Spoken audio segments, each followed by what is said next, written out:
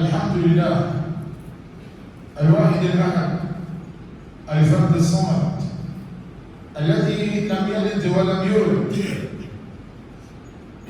ولم يكن له كفوا أحد، وأشهد أن لا إله إلا الله وحده لا شريك له، وأشهد أن سيدنا وقائدنا ورائدنا وقدوتنا وشفيعنا وعظيمنا وزعيمنا وحبيبنا ومعلمنا ومرشدنا وقرة أعيننا ونور أبصارنا وحبيب قلوبنا محمدا رسول الله صلى الله عليه وسلم تسليما كثيرا، وأشهد أنه قد بلغ الرسالة وأدى الأمانة ونصح الأمة وكشف عنها الأمة وتركها على المحجة البيضاء ليلها كنهارها لا يزيغ عنها إلا هالك ولا يتنكرها إلا ضال. اللهم صل وسلم وبارك على هذا النبي الأمين وعلى آله الطيبين الطاهرين وعلى صحابته الغر الميامين كلهم أجمعين وعلى تابعين ومن تبعهم بإحسان إلى يوم الدين، وارض اللهم عنا معهم برحمتك يا أرحم الراحمين. عباد الله، أوصيكم وإياي بتقوى الله العظيم وطاعته، كما أحذركم وأحذر نفسي من عصيانه ومخالفة أمره، لقوله تعالى: من عمل صالحا فلنفسه ومن أساء فعليها وما ربك بظلام للعبيد. يقول الله سبحانه وتعالى: يا أيها الناس اتقوا ربكم إن زلزلة الساعة شيء عظيم، يوم ترونها تذهل كل مرضعة عما أرضعت وتضع كل ذات حمل حملها وترى الناس سكارى وما هم بسكارى ولكن عذاب الله شديد. عباد الله، سوف نتحدث في هذا اليوم المبارك عن لجان الإصلاح خاصة، يعني سوف نتحدث عن الإصلاح بين الناس، ولكن سوف نتحدث عن لجان الإصلاح. كثير من الناس يتساءل: لماذا تزداد المشاكل رغم وجود لجان الإصلاح؟ لماذا؟ المفروض أن تخف المشاكل، أن تقل المشاكل مع الوقت، لكنها تزداد وتتعقد أكثر فأكثر. فما هي الأسباب أيها الأحبة؟ أولاً، عندما نتحدث عن لجان الإصلاح هناك نوعان منهما. النوع الأول يخاف الله سبحانه وتعالى، نحن لا ننكر فضله، هذا الأمر يعني هذا العمل عمل الأنبياء. كان النبي صلى الله عليه وسلم إذا سمع بشحناء أو خلاف بين اثنين هرول وأسرع إلى الإصلاح بينهما، حتى في مرة قال ابن سعد الساعدي رضي الله عنه: ذهب قال هيا بنا نصلح بينهما، فذهب النبي صلى الله عليه وسلم للإصلاح بينهم وكادت أن تفوته صلاة الجمعة، لأمر عظيم. الإصلاح بين الناس واجب شرعي على المسلمين. يا أيها الذين آمنوا، أو في آية أخرى: إنما المؤمنون إخوة فأصلحوا بين أخويكم واتقوا الله. في آية أخرى: واتقوا الله وأصلحوا ذات بينكم وأطيعوا الله ورسوله. هنا أيها الأحبة في شريعتنا العظيمة الله سبحانه وتعالى والنبي صلى الله عليه وسلم جعلا لنا مساحة كبيرة في الإصلاح بين الناس، نصوص كثيرة نصلح بين الناس. إذا فالنوع الأول من لجان الإصلاح هم الذين يخافون الله سبحانه وتعالى، ينفقون من أموالهم الشخصية وينفقون من أوقاتهم على حساب أعمالهم وعلى حساب أشغالهم وعلى حساب حياتهم الشخصية في البيوت، على حساب الزوجات والأولاد. لماذا؟ لكي يصلحوا بين الناس، ولا يعرف سرائر القلوب إلا الله سبحانه وتعالى. هو الذي يطلع عليك وعلى المتخاصمين إن كنت تسير في الإصلاح بين الناس. فالنوع الأول هؤلاء أعمله مثل الأنبياء. عمل الأنبياء هو الإصلاح بين الناس، والله سبحانه وتعالى يقول: لا خير في كثير من نجواهم إلا من أمر بصدقة أو معروف أو إصلاح بين الناس. آية عظيمة، لا خير في كثير من النجوى. لماذا ذكر النجوى؟ وما هي النجوى؟ هي الكلام بالسر، وعادة ما يكون الكلام بالسر هو في السلبيات، يعني من المحرمات، لكن الله سبحانه وتعالى قال لا خير في كثير من نجواهم إلا من أمر بصدقة أو معروف أو إصلاح بين الناس. لماذا؟ لأن الذي يصلح بين الناس يستر عيوب الناس ويستر مشاكل الناس ويتحدث بالنجوى بالهدوء بعدم نشر مشاكل الناس، لأن الناس تكره من ينشر مشاكلها. واضح؟ هؤلاء يسيرون مثل الأنبياء يصلحون بين الناس. هذا النوع الأول، وهم مشكورون ولهم أجور عظيمة عند الله سبحانه وتعالى كما قالت الآيات وكما قالت الأحاديث. وحتى أن النبي صلى الله عليه وسلم أعطى لجان الإصلاح مساحة يستطيعون فيها أن يكذبوا على الناس. تخيل، قال صلى الله عليه وسلم ليس الكذاب الذي يصلح بين الناس فينمي خيرا أو يقول خيرا.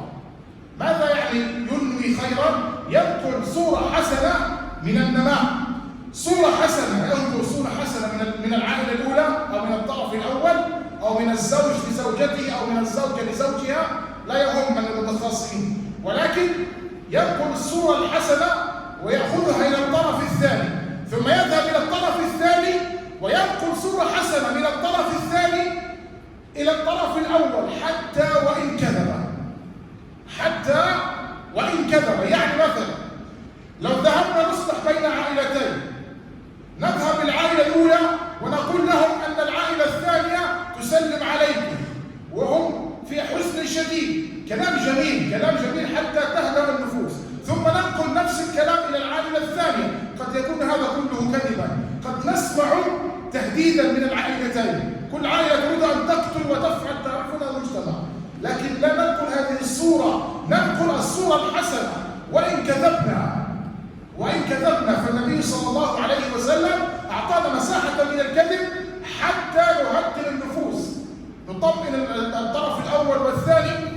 كأن مثلا تذهب إلى الزوج وتقول له زوجتك تريد أن ترجع إليك وهي لا تريد، وأقسمت يمين وشتمته وسبته، لكن هذا يبقى داخلك أنت تعمل مثل عمل الأنبياء، تكتم الشر وتنشر الخير، فتقول للزوج هي تريد أن ترجع إليه، وتذهب إلى الزوجة وتقول لها نفس الكلام، هو يحبك ويريدك وإلى آخره، حتى نحاول أن نهدئ النفوس. هذا النوع الأول أيها الأحبة من لجان الإصلاح. أما الطامة الكبرى فهي النوع الثاني وهم لا يعرفون ما الذي يقومون به. أولا يأخذ أموالا من الناس، لا يتكلم كلمة واحدة إلا إذا أخذ أموالا من الناس. الأمر كأنه عمل، كأنه أشغال، كأنه يعني تجارة. يأخذ أموال من الناس ومن أنا مسؤول عن كل كلمة أقولها، ومنهم من يأخذ المال فيقلب الحق باطلا والباطل حقا. يأخذ مالا وهو يعرف أن الحق حق ولكن يخلقه لمصلحة المال، لمصلحته الشخصية. هذا لا يعرف أنه يأخذ نارا بيده، هذا يأخذ نار، هذا ظلم. أنت قاضي، تعرف ما معنى قاضي؟ إذا حكمت بين الناس لابد أن تحكم بالعدل، كما قال الله سبحانه وتعالى لا تستطيع أن تحكم بالعدل اتركها لغيرك. أنت قاضي بين العائلات، تحكم حسب الأموال أو حسب قوتك، ومنهم من يحكم بالقوة. لماذا بالقوة؟ لأن العائلة الأولى قوية والثانية ضعيفة، فيحكم لصالح العائلة القوية. هذا ظلم. وأحيانا تجد القاضي تجده نفسه من عائلة قوية فهو بنفسه يحكم لمصلحة عائلته، لأن الطرف الثاني ضعيف لا يستطيع أن يفعل شيئا. بالله عليكم، هذا قضاء، هذه شيطان، هذا الشيطان، هذه أعمال شياطين، ويسمي نفسه رجل إصلاح. أنت رجل إفساد، أنت لست رجل إصلاح، أنت رجل إفساد. إذا استعملت القوة واستعملت الأموال واستعملت السلاح فأنت رجل إفساد. رجل الإصلاح معروف ما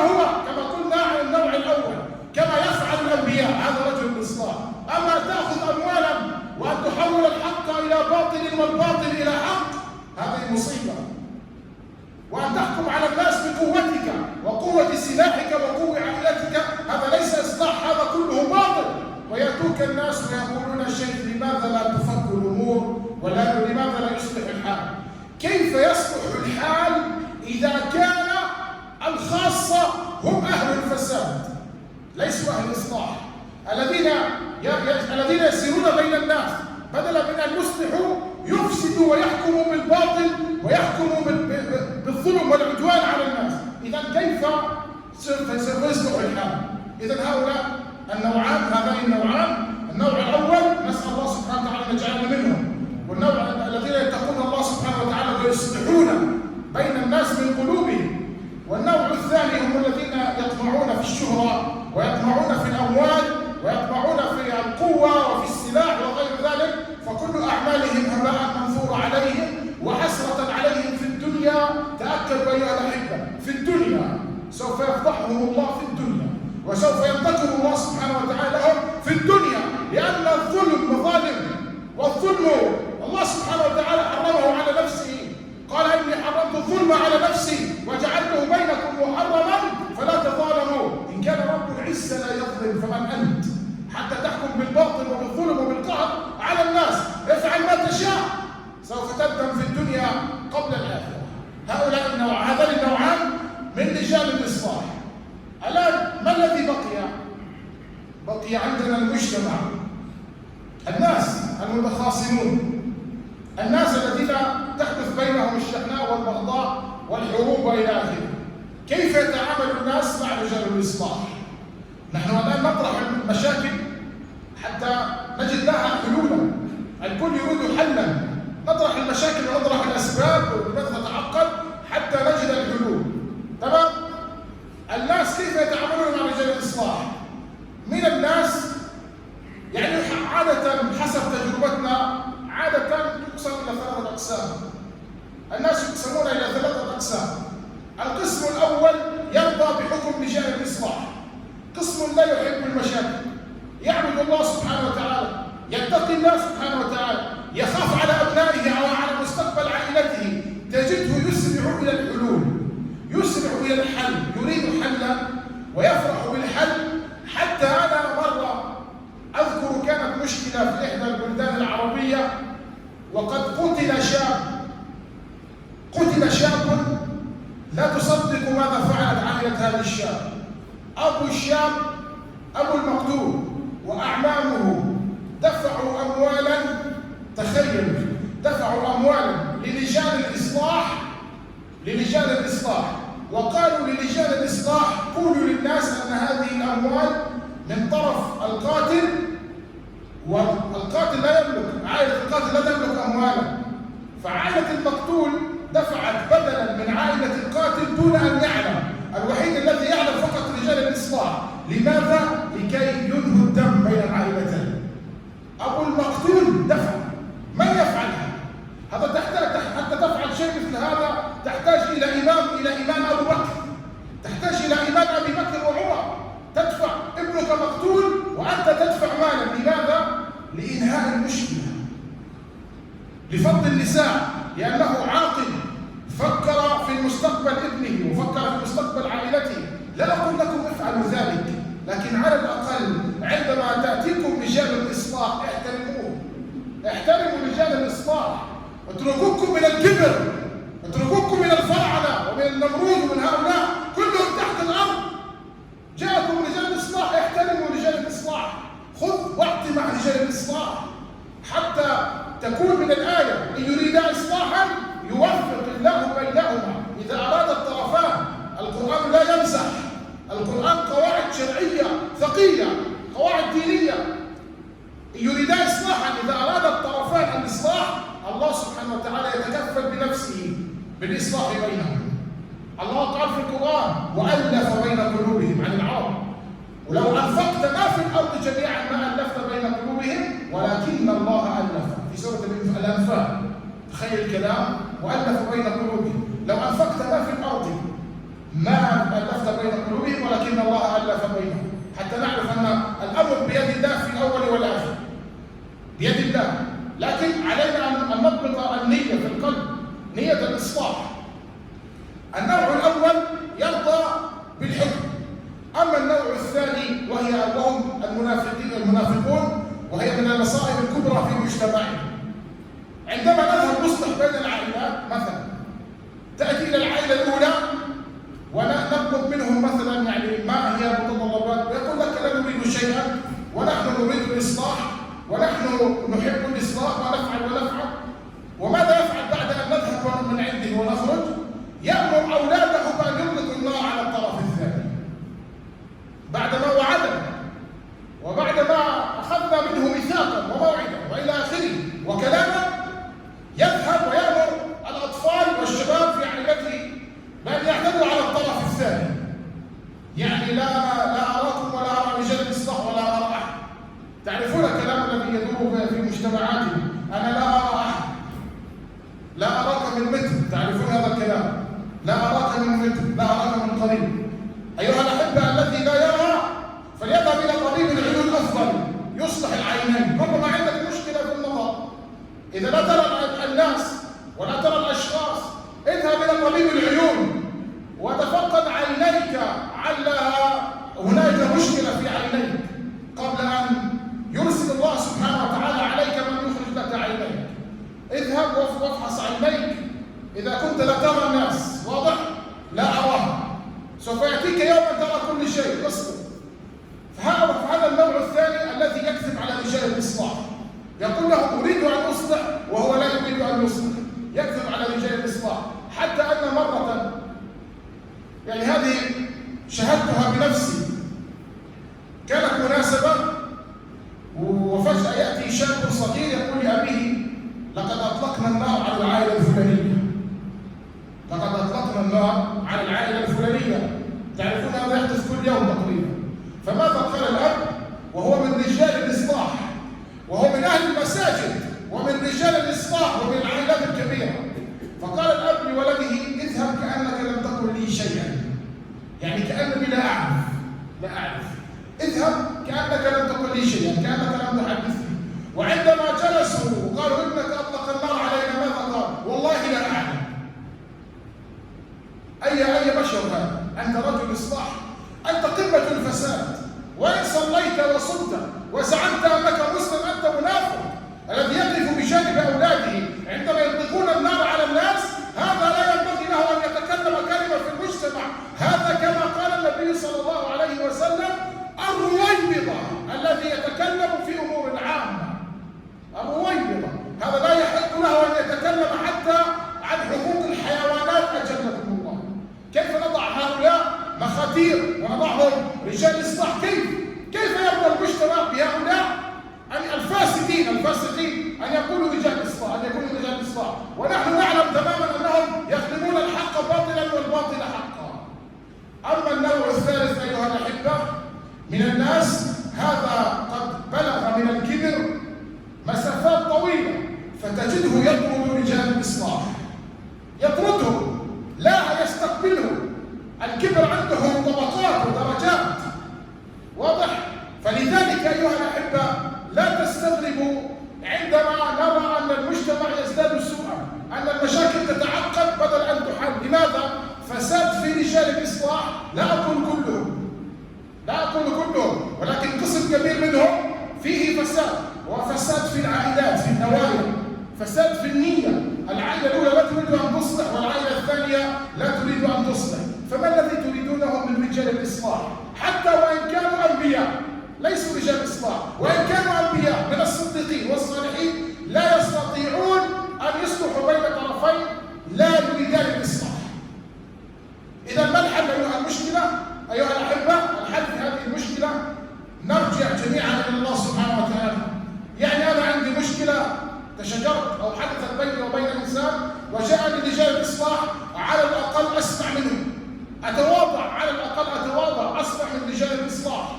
ورجال الإصلاح لابد أن يعرفوا ما معنى العمل الذي يقومون به.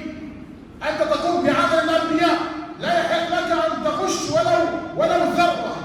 أنت لا تستطيع أن تصلح يترك الأمر لغيرك.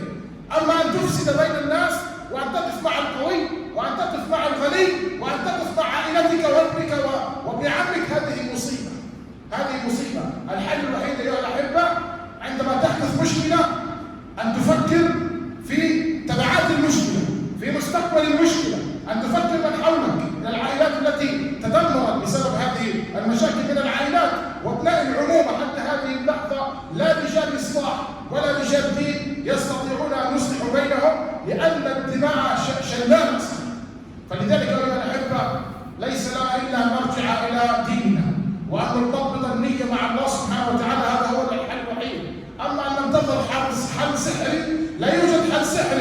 إذا أردت أن تكون قدوة طبق هذا الأمر على نفسك أولا، طبق على نفسك. وحتى أيها الأحبة الذي يصلح بين الناس أو الذي يعني لا أقول يتنازل، من الناس من يظن أن الإصلاح هو تنازل، ليس تنازل، يحق لك أن تطلب ما تشاء. قال الله سبحانه وتعالى ولكم في القصاص حياة، اطلب ما تشاء، اطلب أموال، اطلب أي شيء، لكن لماذا الدماء؟ لماذا نتعجب إلى الأسلحة، نلجأ إلى الطرق الخائبة طرق المنافقين والكفار؟ لماذا؟ عندك اطلب من رجال الإصلاح قل لنا طلباتي، هذه طلباتي أريدها، وبعد ذلك يكون حلا. أما كل إنسان يأخذ الأمر بذراعه وبقوته فلا يوجد حل. انسى الأمر، انسى الأمر، الحل في يدك أنت، ليس في يد رجال الإصلاح. أنت تصلح، أنت تنمي وأنت تغير. ونسأل الله سبحانه وتعالى يوفقنا لما يحب ويرضاه. يقول الرسول صلى الله عليه وسلم تركت فيكم ما تمسكتم به لن تضلوا بعدي أبدا، كتاب الله وسنتي، ادعوا الله وأنتم موقنون بالإجابة